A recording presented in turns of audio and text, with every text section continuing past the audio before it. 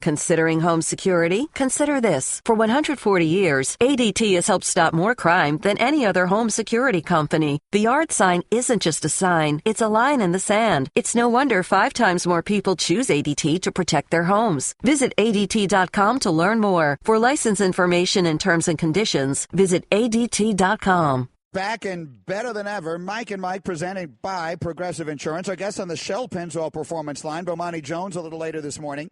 Mark Cuban, one of the most interesting people of the Mike and Mike era, if indeed we can describe it as an era. The 18 years we've been together, if you look back over that time, the people who have been the most interesting constants in sports, he would definitely be on the list. He would absolutely. Always been gracious with his time coming on the show, and now I think I enjoy him best on Shark Tank. Very good. Awesome on that show. Yeah, he's got his hands in a lot of different things, so we'll chat with him. But right now, our pleasure to welcome Smooth Lou into the studio, Louis Riddick. And you should know, Louis, last week, sitting in that chair, Ryan Clark described you, and I'm quoting this. He did? As the Black James Bond. That's what he said. And when I saw it, when I thought about it, I thought, you know what? Kind of works. Works. I thought Idris Elba was supposed to be the next Black James I think so. Bond. He's a smooth brother now. I'm a big fan of his. I follow him on Twitter. I'm like a groupie for Idris Elba now. I'm with you. Dude is legit. Yeah, I'm merely quoting. I'm quoting your friend and hey, you know what? And hey, Clark, if Ryan. you're watching this or sleeping somewhere or trying to undo all them bracelets on your wrist, I appreciate it, bro. Yeah. Does anybody wear more than him? Have some on there. Yeah. I mean, man. I think this was the day after Halloween, and I had commented that I had seen you guys in your costumes. And you were very serious in yours, it seemed. You know what? I think it was just like the helmet made me look that way, but I kind of was getting into it. I was amazed how I could hear you guys talk because you both had masks. Hey, I was on. hyperventilating. Yeah, I bet. I mean, I was getting. You were Iron Man, and he was the Hulk. He was right? the Hulk. Yeah. He had some issues getting that mask right, but he's got it was issues. good. No, we know. Speaking of superheroes, Cam Newton was at it again last night, and so let's start our football conversation there. And you made a comment that you think he just looks different than he did at any time last year. Yeah, he's healthy now. And now, even though, all off season, the whole plan was really theoretically get the ball to Christian McCaffrey, get the ball to Greg Olsen, even though he's hurt and but he's coming back, get the ball quickly into our playmakers' hands. Curtis Samuel, who got hurt again last night as well, and kind of take some of the pressure off of Cam. But this offense, really, it's at its best when Cam is the focal point, and then everyone else is kind of secondary from there. And last night, look, Coach Gruden said it a couple times on the broadcast. He said that the Miami Dolphins coaching staff was worried about him getting comfortable because as Cam starts smiling and Cam starts running, you know how that goes. I mean, he's very much so a momentum player. And once he started getting things going, look, Miami was done, man. You saw him. You saw how he was showboating them. And it all just runs through him. And now, if last night was an indication of how he's really feeling about the season, then the rest of the NFC, look out, because Carolina may be back now for real. 95 yards rushing on 5 carries, all designed runs. And we were talking about this earlier, Lou, and I was saying, I know people wanted to protect Cam a little more, make him throw from the pocket a little more, be a little safer because we know the hits he takes and doesn't get the flags for him. My thought is he's got to play how he plays. That's right. He no matter if it – because one thing we say is one thing you don't say about a running quarterback is a long career, rarely. But Cam's got to be Cam. You can't really harness him too much. Yeah, you would like for him to develop his pocket game to the point where that's where, people – are then willing to elevate him into the status of the greats, because that's where all the greats really are. That's what most of them are. Yeah. They're pocket passers at some point in time. And like Russell has become a little bit of that, although Russell's always going to be what he is, which is a great athlete who's going to also be able to extend plays. But you're right. You're absolutely right. If Carolina wants to win, let him go. Just let him go and take the risk. Right. If you want to try and force him into a box and try and save his career and see if he can tack on 4 or 5 years, then you're not going to win football games, because he's a momentum player. And when he gets rolling like that, it's beautiful to watch, but you just know you got to hold your breath every time, because as much as he tries to protect himself, he's such a big target. There's so much to hit. He's going to take some shots, and he may get hurt, but so be it. Mike and Mike, Louis Riddick. So how good are they? Well, with that defense and the way they are now pressuring people from a schematic perspective, they're going to put the heat on you that way. They're good on special teams. And if the offensive line can continue to gel and Jonathan Stewart continues running the football and the young receivers will develop and Greg Olsen gets back, they're legit contenders for the NFC title. Cam has to stay hot. Cam has to stay on it because it all flows through him. It makes the NFC all the more interesting, much more interesting, I believe, than the AFC. Diving into the weeds a little bit, because I always feel like I should, because he gets a lot of it anyway, praise Luke Kuechly and what he does. Since he's come into the league, he's a leading tackler in the years he's been in the league. But Lou, just to watch him, and I remember my son saying this when he played against him at Boston College, when my son was playing O-line, I think center that year that he played him, and said Luke would sit there and call out the plays and then get mad because his teammates wouldn't be able to, make the tackles. You watch him, I mean, for people that really love to get down into the weeds, watch Luke Kuechly before a play. Watch him pointing. Watch him talking to his teammates almost all the way to the snap. It's something to behold how smart this guy is and how he dissects plays. We always talk about the quarterback getting a pre-snap read.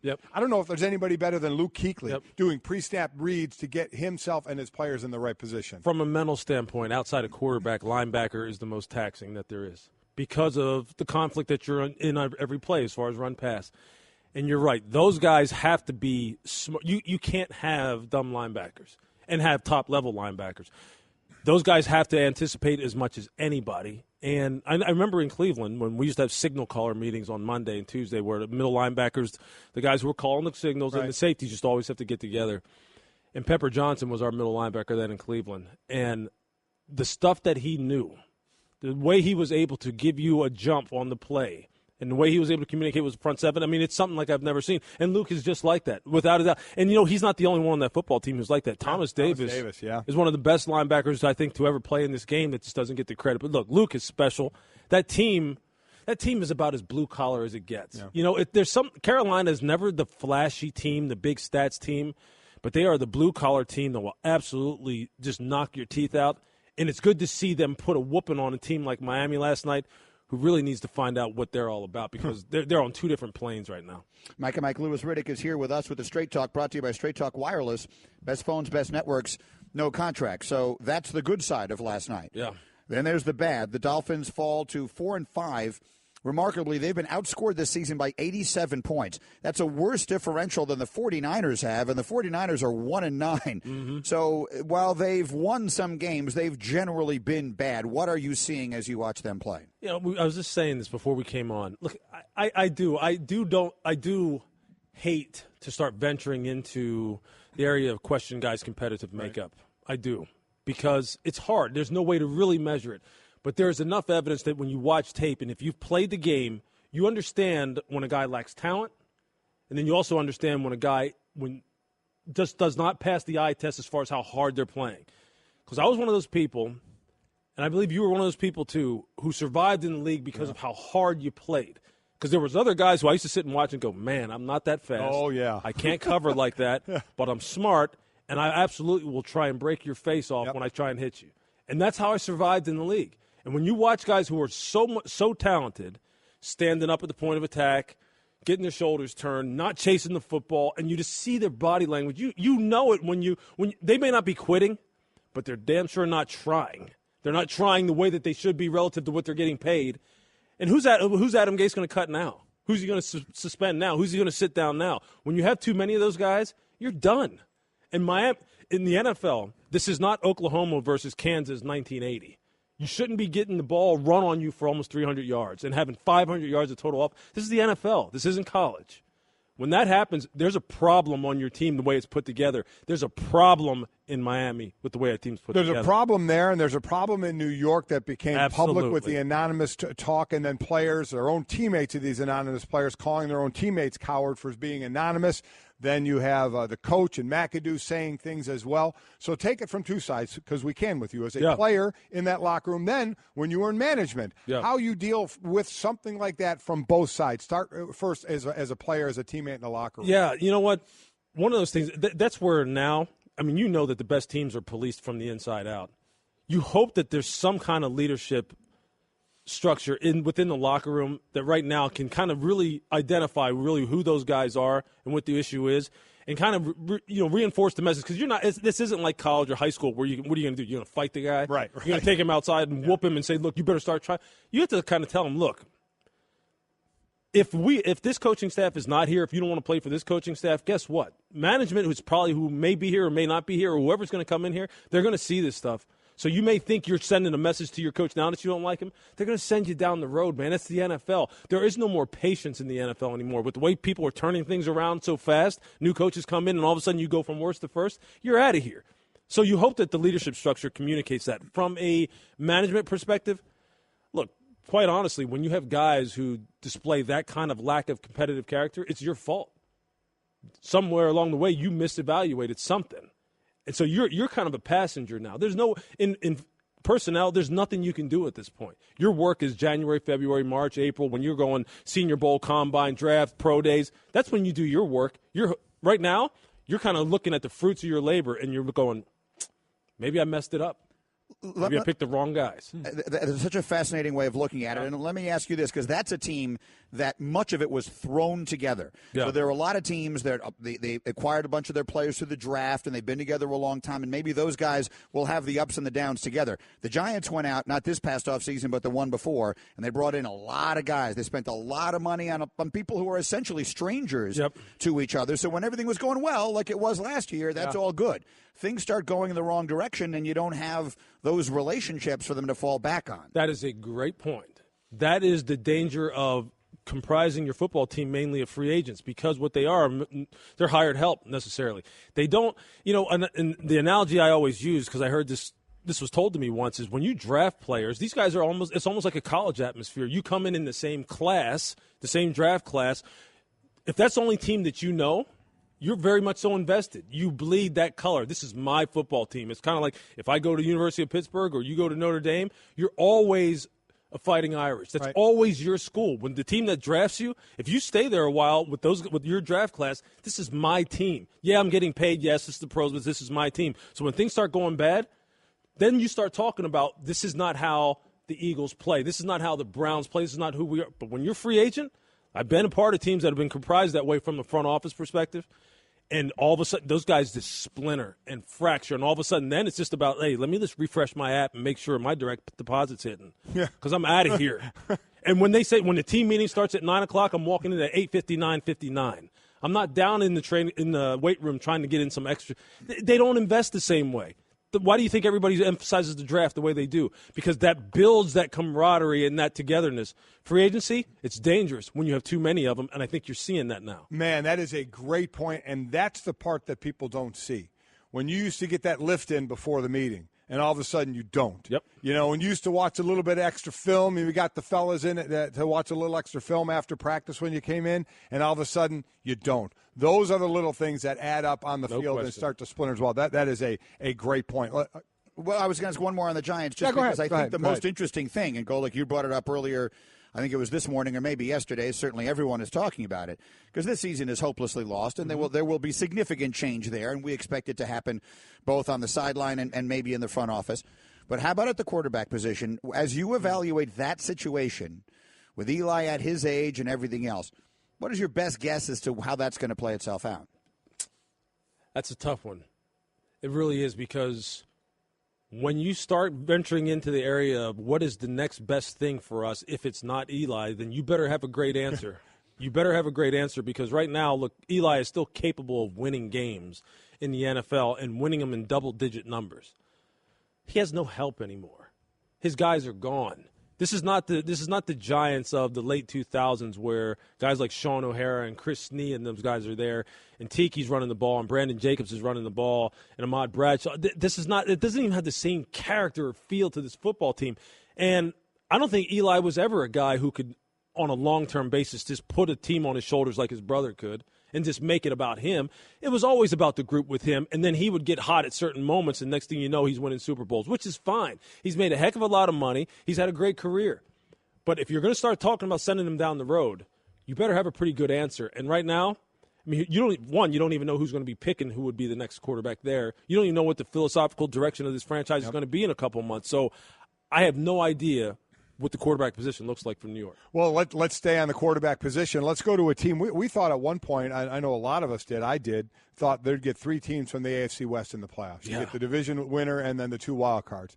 One of those teams that has really spit the bit has been the Denver Broncos. Mm-hmm. So we asked this to Mark Schlereth earlier. Well, I'll ask it of you. When next season rolls around, are any of those quarterbacks, A, on the roster and B, starting, or is it someone completely Well, I think Paxton's on the roster, but Look, I was never a big Paxton Lynch fan, and that's not to be disrespectful. I just don't think I was with you. I just don't think that's the franchise. So I think now John has to go back to square one. Maybe he doesn't think he has to, but from the outside looking in, I'm thinking that position is still that's priority number one. That get the offensive line squared away. C.J. Anderson is a good enough running back to win with. Get some blockers up front, solidify that team. And they tried. They got Leary in free agency. They got Bowles in the draft. And you know what? They're trying there. And you know what's interesting about that? It's like when people say Ryan Grigson never really tried to build an offensive line. Oh, he tried. It just didn't work. They've tried in Denver. It just hasn't worked. So they're going to have to keep trying. But I don't think their quarterback of the future is on the roster. Not at all.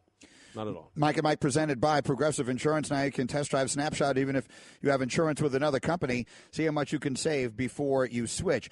How much have you, in your current role, obviously you were for a long time, for those who don't know, a front office, a guy, and so you would be very much in touch with scouting and all of that, and you will be sitting there when we get to the draft for us at ESPN. But right now, it feels like this quarterback class, the guys that are going to be coming in this year, where the Giants will have a high pick and a lot of these other teams will, this was going to be like 83 all over again. This was going to be John Elway and Dan Marino and Jim Kelly all over again, and it feels like a little bit of the enthusiasm for that has waned. Yeah. What is your sense of that, and how does it go from that feeling at the end of December to where we get in April, where you just know everyone is going to be killing themselves to try and draft one of these guys? Well, I think it's because that right now everyone, no one really wants to put themselves out there right now as far as how they really feel about people. They want to kind of gather the data, so to speak, and wait until it gets a little bit closer and kind of see where the consensus is, and then people will kind of weigh in strongly one way or another. That's just the way it goes in scouting. No one wants to be out in front. People kind of want to see where the momentum's heading, and I like that guy too. I think the thing, though, about quarterback in general, and I think you've seen this over the past couple of years, is what you think you may know about what may transfer to the NFL, a lot of times you really don't know. Because last year, no one really thought people liked Deshaun Watson. No one thought he would rip up the league the way he started to. People liked Patrick Mahomes. They were very enticed by his arm. No one thought he would look like he did in the preseason. And like I know how he's looking down there in practice right now, to when they take the kind of the car cover off of him, look out. He's going to blow this league up. The quarterback position has changed. What we thought was the prototypical franchise quarterback, I don't think is the prototypical franchise quarterback anymore. I think it looks much different now. I think very much so now the quarterback of the future may look more like Carson Wentz. It may look more like Deshaun Watson and less like Tom Brady and less like Drew Brees. It may not be the stoic pocket passer anymore. The game's changed. College offenses have changed. Pro offenses, the best pro offenses are adapting. Outside of New England, where they don't run the zone read, everybody else is doing that kind of stuff. Everybody else has the mobile type of quarterback. So that's why now you're hearing momentum gather and build for a guy like Baker Mayfield. Whereas before, you didn't hear any of that. You're right. Now you are. Because why? Because people watch Russell Wilson and they go, we could win with that. And the other guys, Darnold, Allen, Rosen, Rudolph, sure. They're all pocket guys. That's right. They're all, and Baker's the only one that kind of creates. Some think maybe that's the question, I guess. Can you rely on creating? That's why we always say, I guess it's just banged into our head. You got to have some fundamentals in the pocket. Yeah. You can't just rely on creating outside the pocket. If you want to be a quarterback at the very highest level, and when you listen to the great Steve Young talk about it, who was the quintessence, I mean, he was the original multidimensional quarterback who has such a huge cerebral capacity to beat you in the pocket, but when he wanted to take off, he'll kill you that way too. If you want to be one of the greats, the all-time greats, you're going to have to stay in the pocket at some point in time and be able to dissect people. Right. If someone were to just put your feet in concrete, you have to be able to do it. But the days of saying a guy who runs around is a guy who – that's not the prototype, that's not true anymore. The prototype is changing. The prototype is very much so fluid now, which I think opens the door up at the quarterback position in a way that we didn't want to open it up before. Before it was like the position's in trouble. There aren't a lot of pocket passers. There are not many guys who look like Dan Marino. Right. It doesn't look like that anymore. So I think that makes it more exciting, and it makes quarterback evaluation very intriguing going into this draft. I think that's really interesting. Yeah. If you think about it, you got a guy like Deshaun Watson, who, as you mentioned, he maybe should still be the rookie of the year, even playing 4 games or whatever it was. Yep. But he kind of looks a little bit more like. Looks a little bit more like Aaron Rodgers. I mean, Rodgers is sort of that's what he is, right? Rodgers is the guy. He'll kill you from the pocket, but then he brings multiple other dimensions to it.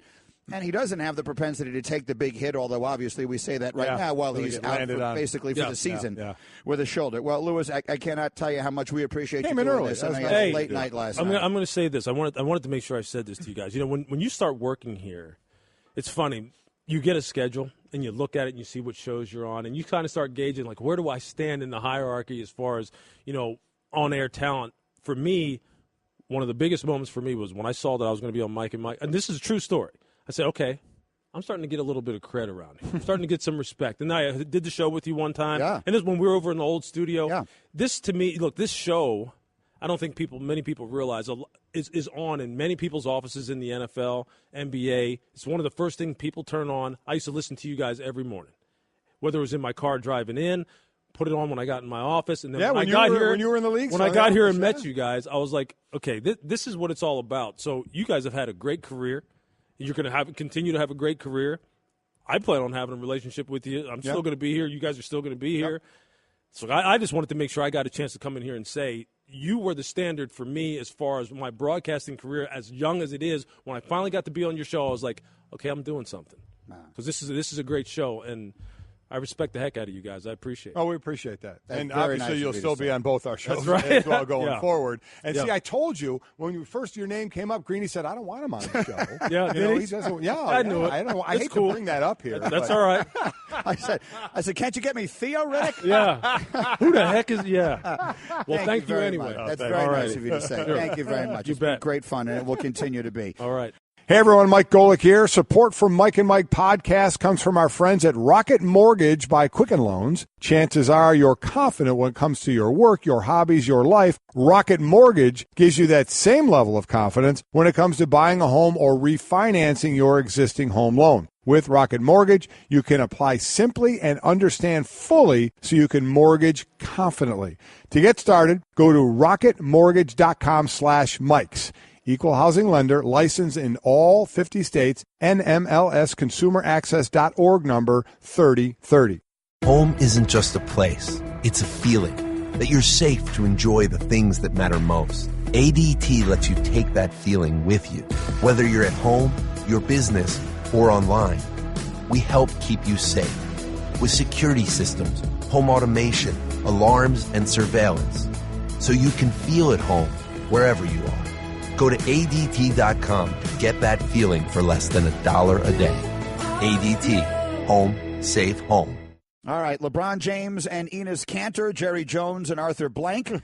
Those just some of the subjects I want to get into with our friend Bomani Jones from The Right Time with Bomani Jones, who joins us now on the Shell Pennzoil Performance Line. But before we get to that, Bo, we wanted to get into the latest 30 for 30 podcast. I'll give you the background on it here. There are some stories you have to hear to believe. It's season 2 of the acclaimed 30 for 30 podcast series, which is available now on the ESPN app and on Apple Podcasts. You can listen today on the ESPN app or Apple Podcasts. I know, Bo, you were a big part of the first one. Give us a little bit of a rundown of what we can expect. Yeah, I mean, the one that I was involved the Trayvon Martin situation from 2012 and the Miami Heat and the decision to take the picture with the hoodies, which was really, when you look at what the state of affairs is right now in sports, that one was kind of sort of, I guess, ahead of its time would be a term that we could use in terms of, a public statement toward the larger discourse from what was at that time the single biggest thing in American public sports. American professional sports. So I think really with the 5 years that's passed since then, it's really interesting to look at where athletes stand and the role that they play in discussing these larger issues in life. So I think this is a really, taking the 30 for 30 brand, which is strong as it is, and then taking it into this new space. I'm looking forward to seeing how it comes out. Yeah, we've seen obviously the NFL players with the protests they are having be out front a little more. But in your mind, is it still really the basketball players that are the most active with the social activism, or have the football players kind of equaled that? Well, it's kind of hard. I think right now Kaepernick is kind of in a zone that is entirely unique himself, right, where it's kind of him and then everybody else. And then largely the guys in the NFL are, I don't want to say faceless because that's a little bit unfair, but football players, by virtue of helmets and everything else, are a bit more anonymous. Like if you ask people to name the guys in the NFL that are kneeling, for example, they could probably give you a couple names, but they couldn't do so much. Now, what happens in the NBA, at least what happened in 2012 with the Heat, was that's LeBron James, Dwayne Wade, Chris Bosh. Like they are as visible as anybody else is, and they were making that sort of statement. If you really think about it, though, with the NBA, since then, you really haven't, outside of the coaches, had people that have really stood in a way where they just truly stood out. That's not to say the guys aren't doing work necessarily, but the most public faces of the NBA on these matters right now seem to be Steve Kerr and Greg Popovich, which is kind of interesting to consider. This 30 for 30 has interviews with LeBron and Dwayne Wade and Gabrielle Union and Tracy Martin, who is Trayvon's father, and Bomani and many others. So looking forward to hearing that. And I'm just trying to do the math in my head. Was this before or after Donald Sterling? This is before. Sterling is in 2014. This is in 2012. Yeah, so that in that way it really was that felt like a watershed moment. That felt like, to me, like a moment where so many things changed, so this even predates that. So we're looking forward to hearing that on the 30 for 30 podcast. Bo, while we have you, let's talk a little bit about LeBron. I found that the whole thing, LeBron still has his feud with Phil Jackson. He makes no bones about it. And Frank Ntilikina, unfortunately for him, got kind of stuck in the middle of it. He became collateral damage yesterday, and Enes Kanter came to his side. What was your big-picture takeaway on all the stuff that happened last night with those two teams? Well, I thought Frank started as collateral damage and then decided he wanted to make sure LeBron James knew that France wasn't playing, right? So he winds up getting into this thing with LeBron. And then Enes Kanter, who I'm generally fascinated by, like, guys who come to the NBA from overseas, and then you see that their functional familiarity with English comes from hanging with the NBA players. So you have this guy with a Turkish accent dropping the "you know what I'm saying" and everything after the game. Like Kanter loves getting in people's faces and talking what he has to say. He loves talking about it after the fact, and LeBron loves antagonizing the crowd at Madison Square Garden. Like the beauty of this for the NBA is it's so many individually can only happen in this league sort of things, and it's wrapped around the fact that the Knicks are halfway decent again, and the NBA is so much better when the Knicks are good. It's hard to explain, and there's a whole generation of kids that don't even know what it's like for the Knicks to be good. Trust me, it's better this way. So, like, we're talking like 14 games into the season here when we thought, wow, is Boston going to be that team that challenges Cleveland? They used Gordon Hayward on the first game of the season. Yet they're now on an 80-game winning streak, and Cleveland is sitting there at 7-7. What's your early impressions, especially in the East? In the East, I don't know what to make of anything because the Cavs are not – they're not great, certainly. To say that they're not good, I don't really I can't really go that far. But, like, with the Knicks, I was joking before the game where I was like, I'm not sure if the Cavs beat the Knicks, does this mean the Knicks are good? Does this mean the Knicks are not good? Because the Cavs only seem to be able to beat teams that are pretty good. It's been the bad teams that have been running them off the floor. So with the Celtics right now, they are absolutely right now the best regular season team in the league, but in the East. But Dan Levitard made a great point with me. He said, would you take Kyrie and the best defense in the NBA in a playoff series or LeBron and the worst defense in the NBA in a playoff series? And I'm still taking LeBron and the worst defense in the NBA. Me too. And then we haven't even seen what they're going to look like when they're fully constituted, because when Isaiah Thomas gets there, it's going to be different. So let's all just be on record with predictions right now. When it all comes to when we get to the end and we get to June, will we all be saying, remember how cute it was when we were talking about other teams in the Eastern Conference? But clearly this is the one, because that's where we were last June, and we had moments like that during last season. Will that be the case again? That would be my guess in all likelihood. But I think the Cavs, the question we have with the Cavs is, are they going to be so desperate to max out what might be the last year of LeBron that they'll trade the pick that the Nets pick? Because if they'll trade the Nets pick, they have a great chance of, like, really fortifying this team. If they don't trade that pick, then they're just going to be betting on, we have LeBron James, how far can that take us? All right. And I agree. I think it'll still be Cleveland out of the East. Me too. So all three of us are on with that. One more thing I want to get, again, Bomani Jones with us, The Right Time with Bomani Jones, and the 30 for 30 podcast is available now. On an entirely other subject, Jerry Jones versus Arthur Blank. I find this endlessly fascinating. I would love to be a fly on the wall of any of these conversations. What do you make of all of this? Jerry Jones, it seems, against the whole league, certainly lining himself up against Goodell, and now in a spat with a bunch of the other owners that could even turn into a legal issue, primarily with Arthur Blank.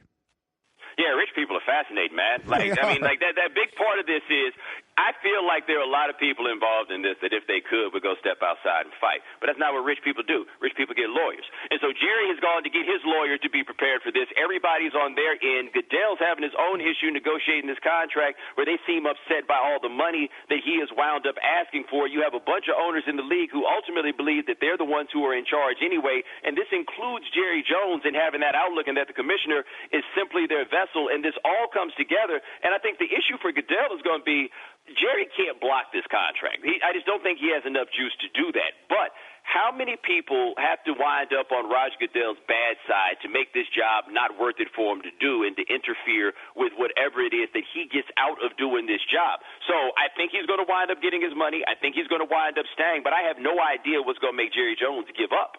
Right, so even if Roger gets the extension, how much is Jerry Jones going to fight everything that Roger Goodell does at that point to try to force him out? Because I don't think he's going to give up just because there's a contract extension. And then what happens? I'm with you. I agree with everything you just said, and that's the fascinating part. Then what happens? Right, well, there we go, because you can't, no matter what these reports are that might be, nobody can force Jerry Jones out of the league, right? Like, it's not happening unless they're going to plan to try to buy the Cowboys from him. You can't force him out, and so he's going to stick around, and he believes himself to be, what's he call himself, the ranking owner? You got to love anybody that gives himself a title, right? He doesn't have a title. He's not on these committees. He just shows up and does it anyway. So I can imagine these other cats are resentful, where they're like, this guy says that he's the ranking owner of the league. Like, how do you decide that? And all this with the backdrop of a collective bargaining agreement that's coming up pretty soon. And the biggest thing that could hamstring what's going to happen is not beef between players and owners, but beef between owners and owners. Yes, I agree with you completely. Yep. You're right. Ranking, what does that exactly mean? I mean, the Maras, the Rooneys, they've owned these teams for 100 years. And he gave himself that title. His team is just he's the wealthiest. I guess that makes him the ranking owner. I'll repeat one more time. There are some stories you have to hear to believe. It's season 2 of the acclaimed 30 for 30 podcast series. Is available now on the ESPN app and on Apple Podcasts. And the first one on the Trayvon Martin story and the reaction by the big stars of the Miami Heat. You'll hear Bomani Jones very much a part of that. Thank you, Bo. We'll see you soon. Thank you, man. You boys have done some good work, man. Proud of you. Thank you. Bomani Jones with us. The right time with Bomani every afternoon here on ESPN Radio. At the end of the day, I don't know how many people out there care about billionaires fighting with billionaires. I know it's fascinating to us, but I have a feeling people are like, you got to be kidding me. You know, don't we have enough with the demonstrations and the union and the league and Goodell and DeMaurice Smith? Now we got to deal with these billionaires. Can I disagree not slightly? Liking one another? Here's why I disagree slightly. I do have fatigue over the Roger Goodell and DeMaurice Smith stuff. I think a lot of fans have fatigue with that. A, this one's kind of new, right? B, these are celebrities. I mean, these are famous people. We have to, I think, take out of our mind NFL owner. And Jerry Jones is a celebrity. He's a famous guy. And this is the guy who ran Tom Landry sort of indelicately out of Dallas. Mm-hmm. This is the guy who's Jerry, right? He's been there forever. And now here he is in this showdown. To Bo's point, he just described himself as the ranking owner. The ranking owner. What does that mean? It probably just means he's the richest, which he might be. I'm not even 100% sure of that. Actually, he's not, because Paul Allen owns the Seahawks, right? And Paul Allen could buy all the rest of them combined. He certainly hasn't owned his team the longest. No. Right? The Steelers and the Giants have been owned by those families since the inception of the league. So what exactly makes him the ranking owner? I don't know, but he thinks that, and I think I see how it can tick off the other owners as well. The biggest question was what Bo said, and we said it before as well. Where does it go? Jerry Jones is not going to not be the owner of the Cowboys. Jerry Jones, we none of us think is going to win this battle of, sternly written letters to one another. And Roger Goodell is going to be the commissioner. And then what's the relationship going to be like going forward? It's endlessly fascinating. Hey girl, have you done something new with your scales? Using new moisturizer? Nice. It really brings out the hazel in your eyes. Oh, hold on. Are you using whitening strips too? Your fangs look good, girl. Really good. A really charming snake charmer? Surprising. What's not surprising? How much you could save by switching to Geico. Wait, what? Have you been doing Pilates too? Geico. 15 minutes could save you 15% or more. Greeny Golic, what can I say, man? You've been such a big part of all my mornings. I was so excited to get an opportunity to work with you guys. Thank you guys for just being you, letting us have fun, kick it like homeboys, and have conversations about ball. You are true legends, true Hall of Famers. I wish you both well on your next adventure. I will be here watching. I would love to be a part of it. Can't wait to see what you guys do next, because for the last few decades, you have been awesome to me. Thank you. I mean, Ryan Clark had to be, 5 when we started the show? I mean, seriously. How old is he? He's very good. I know, He's very good. Such a good guy. Yeah, yeah. Thank you, RC. It's very nice of him. It's very nice of everybody. It really, really is. The countdown to Amazon Black Friday deals week has begun. Start shopping great deals from all departments today. How old is Ryan? Do we see it? He's got to be mid-30s? Probably. Late 30s? Yeah. No more than that. So he would have been – he's 38. So 38. In the neighborhood of 10. When we start, oh no, that's 28 years. I'm sorry, he'd been that's 20. a long time. He'd have been As at I've LSU said many times. Yeah, math, simple math, not my. I can't believe how bad it affects you. I'm not good at quick math. No, you're not. Can I then just give you some other numbers? Oh God. We wondered, is it possible if Jerry Jones describes himself as the ranking owner, could it have been referring to finance? And it's not even close. Paul Allen, as we suspected, is the wealthiest owner. According to Forbes, he's worth almost $21 billion. $21 billion? He and Bill Gates basically started Microsoft. Yeah. So he's worth almost $21 billion. Stan Kroenke is worth over $8 billion. Yeah. The move of the Rams to Los Angeles greatly increased that. Stephen Ross, who owns the Dolphins, $7.6 billion. Shad Khan, who owns the Jaguars, $7.1 billion. Jerry, a mere $5.6 billion. Pauper. But again, he's an extraordinarily rich, successful, wealthy man. No one is questioning that. But what exactly does he mean when he says he's the ranking owner? People are tweeting in that means equals loudest owner, which is certainly something that he can be. And he has had, as we've detailed the last couple of days, he's had success in fighting some things amongst owners. He has definitely won some battles. This is one. I mean, I don't even know how with a straight face he can say it has nothing or intimate it has nothing to do with the Zeke Elliott thing. When not so long ago he was fine with everything that was going on. All of a sudden they're getting dragged through the court system about Zeke, and now he wants all the owners to be able to look at the contract, the potential contract to Roger Goodell. It just seems, and I guess that's why I get it. To your point, he's a star. But, man, I mean, people just, the everyday Joe and Jane out there have to just shake your head and say, really?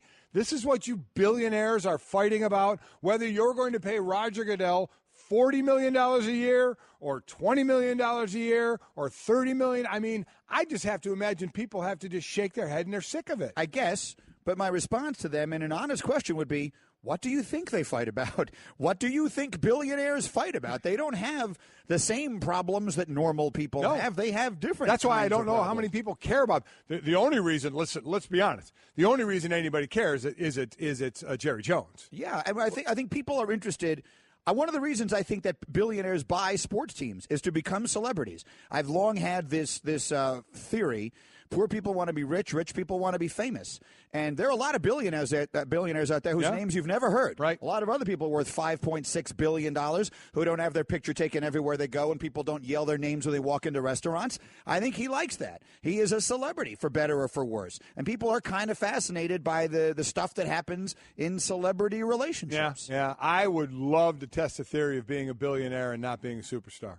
I'd love that. Let's see how that goes. I'll give it a shot. All right, let's throw me a bill. Yes, let's start by getting you $1 billion. There you and then go. We'll go from there. Yeah. All right, I have some news here. This is from the Wall Street Journal. The 3 UCLA basketball players who have been detained in China for the past week are set to fly back to the United States today, according to the Wall Street Journal. The 3 players, freshmen LiAngelo Ball, Jalen Hill, and Cody Riley, were seen checking into a Los Angeles-bound Delta flight at Shanghai's airport. I don't know how to pronounce the name of their airport, but at the international airport in Shanghai, that according to airline staff telling the Wall Street Journal, the players' return to the U.S. would come hours after President Donald Trump said that he asked the Chinese president for assistance in the matter.